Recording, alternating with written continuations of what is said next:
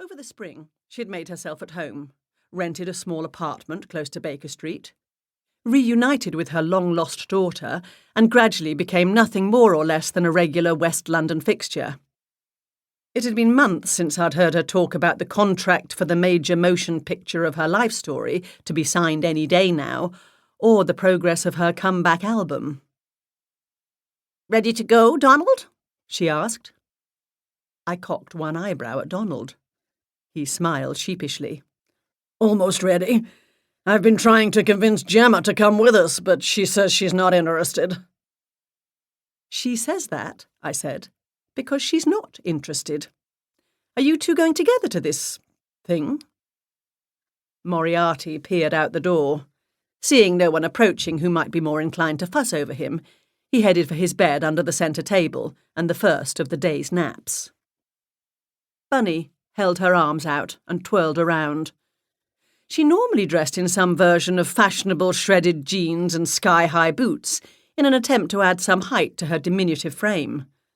But today she was looking very 1960s hippie, in a swirling ankle-length multicoloured skirt, loose, flowery lace-trimmed blouse, and miles of brightly coloured clattering beads wrapped around her wrists and neck.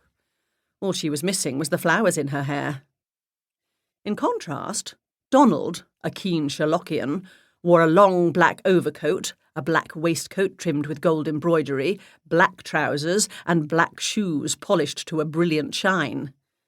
He even had an imitation gold pocket watch attached by an imitation gold chain tucked into the front of his waistcoat.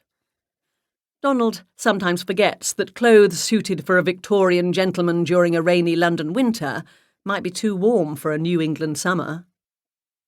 The two of them made quite a study in contrast. "We are," Bunny said in answer to my question.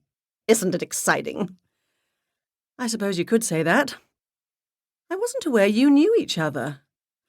"We got to chatting a couple of days ago," Donald said, "when Miss Leigh came to get Ashleigh at closing. I happened to mention that Sir Arthur had a keen interest in spiritualism.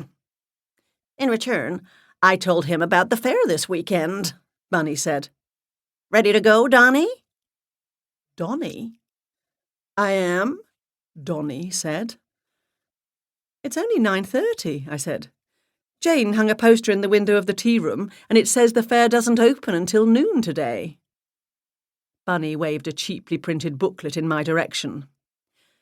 "Donny and I want to go over things we'd like to see first.